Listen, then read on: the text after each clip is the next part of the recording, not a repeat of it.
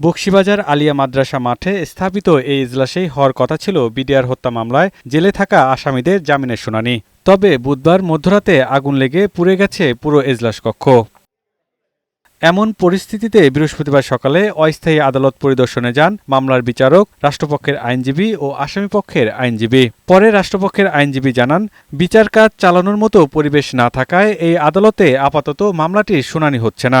আজকের এই প্রেক্ষাপটে নিঃসন্দেহে এখানে আদালত পরিচালনা করার মতো কোনো প্রেক্ষাপট নাই।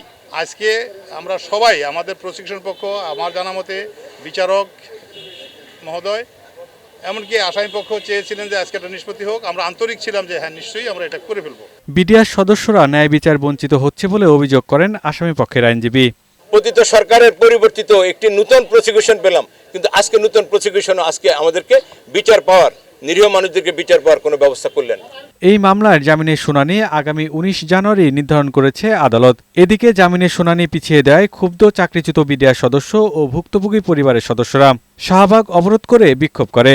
এ সময় চাকরিতে পুনর্বহাল সহ 3 দফা দাবি জানান তারা। জেলবন্দি যারা আছে তাদেরকে মুক্তি দেওয়া হোক, আমাদেরকে পুনর্বহাল করা হোক। আমাদের একটাই দাবি, একটাই চাওয়া যে আমাদের বিডিআর ভাইদেরকে জেলখানা থেকে আমরা মুক্ত করে নিয়ে যাব। সবাইকে তাদের পূর্ণ চাকরি বহাল এবং তাদের যা প্রাপ্য এগুলা সরকারকে দেওয়ার জন্য অনুরোধ করছি।